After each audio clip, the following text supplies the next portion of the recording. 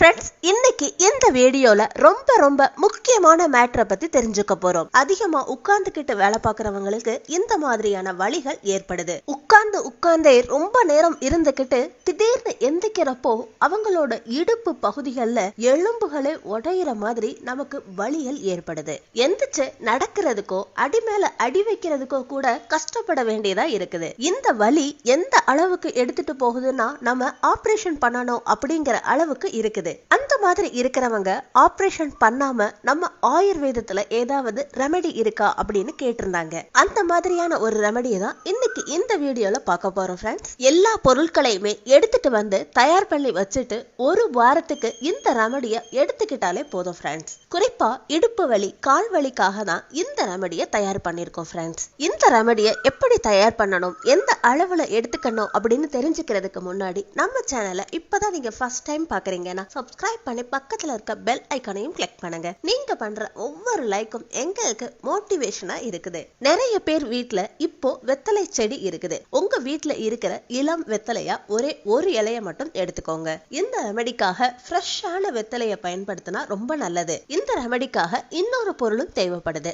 அது என்னன்னா பெரண்டை. இந்த ரெமெடியை எப்பெல்லாம் பயன்படுத்துறீங்களோ அப்போ இந்த பெரண்டையையும் யூஸ் பண்ணணும். இந்த பெரண்டை எலசாவும் இல்லாம முதிர்ந்ததாவும் இல்லாம நடுவுல இருக்கிற மாதிரி பார்த்து எடுத்துக்கோங்க. பெரண்டை எலும்புகளை பலப்படுத்துது அப்படிங்கிற விஷயம் நம்ம எல்லாருக்குமே தெரியும் இல்லையா? அடுத்ததா நாட்டு ரோஜா பூ ஒண்ணு தேவைப்படுது. ஃப்ரெண்ட்ஸ், நம்ம வீட்ல விளக்கெண்ணெய் கேஸ்டர் ஆயில் இருக்குது இல்லையா? அதை கொஞ்சமா எடுத்துட்டு வந்து அந்த பெட்டல் லீவ்ஸ் அதாவது வெத்தலை மேல நல்லா தடவி விட்டுருங்க. அதே மாதிரி இந்த பெரண்டை மேலையும் இந்த விளக்கெண்ணெய ஒரு தடவை தடவி விட்டுருங்க. ஃப்ரெண்ட்ஸ், இந்த மாதிரி பூசினதுக்கு அப்புறமா ரெண்டையும் ஓரமா எடுத்து வச்சிடலாம். அடுத்ததா நம்ம வீட்ல இருக்கிற சின்ன உரலை எடுத்துட்டு வந்து நம்ம திப்பிலி அப்படின்னு சொல்லுவோம் இல்லையா? இந்த ரெமடிக்காக 5ல இருந்து 6 திப்பிலியை எடுத்தாலே போதும். ஃப்ரெண்ட்ஸ், இந்த 6 திப்பிலியையும் உரல்ல போட்டுருங்க. ஃப்ரெண்ட்ஸ், அடுத்ததா இந்த ரோஜா பூ இதழ்களையும் சேர்த்து ரெண்டையுமே நல்லா இடிச்சு நைஸ் பேஸ்டா பண்ணிக்கோங்க. ஃப்ரெண்ட்ஸ், அடுத்ததா நமக்கு தேவைப்படுறது வில்வ இலை பொடி. நமக்கு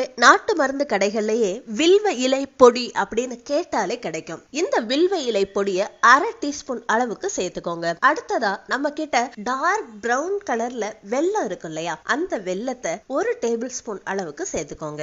இப்போ இது நீங்க நைஸா இடிச்சீங்கன்னா நமக்கு பால் சாப்பிடுறப்போ எந்த அளவுக்கு ஸ்வீட்டா இருக்குமோ அந்த மாதிரி இருக்கும். இந்த பேஸ்ட நம்ம ஆல்ரெடி எண்ணெய் தடவி வச்சிருந்தோம் இல்லையா வெத்தலையில, அதுக்கு மேல வச்சிருங்க. நம்ம வீட்ல தீபம் இருக்கு இல்லையா? நல்லெண்ணெய ஊத்தி அந்த தீபத்தை ஏத்தி அதுக்கு மேல இந்த பிரண்டைய சூடுபடுத்தணும். இந்த மாதிரி வாட்டுறப்போ அதுக்கு மேல கருப்பு கலர்ல வர்ற மாதிரி வாட்டணும். இந்த மாதிரி வாட்டுறப்போ பிரண்டையில இருந்து டிராப்பா வெளுது. அது உங்களுக்கு தெரியுது இல்லைங்களா? அந்த டிராப்ஸ இந்த ரெமடியில சேர்த்து வெத்தலைய மடிச்சு நல்லா மென்னு சாப்பிடுங்க. காலையில எந்திரிச்ச உடனே இந்த ரெமடியை நல்லா மென்னு சாப்பிட்டீங்கன்னா நல்ல ரிசல்ட் கிடைக்குது. வாதம் பித்தம் இந்த மாதிரி தோஷம் போறதோட எந்த ஜாயிண்ட்ல நமக்கு வீக்கா இருக்குதோ அதோட நரம்புகளும் வீக்கா இருக்குதோ அதை எல்லாத்தையுமே செட் பண்ணுது அப்படின்னு சொல்லலாம். ஃப்ரெண்ட்ஸ், அதே மாதிரி இந்த ரெமடியில நம்ம பயன்படுத்துற பொருட்கள் எல்லாமே நேச்சுரல்ங்கிறதுனால எந்தவித சைடு எஃபெக்ட்டுமே இருக்காது.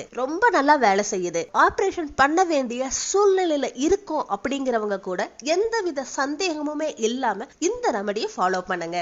ஒரு வாரம் முழுவதுமா தொடர்ந்து பயன்படுத்துறப்போ நல்ல ரிசல்ட் கிடைக்குது. காலையில எந்திரிச்ச உடனே பிரஷ் பண்ணதுக்கு அப்புறமா இந்த ரெமடியை எடுத்துக்கோங்க.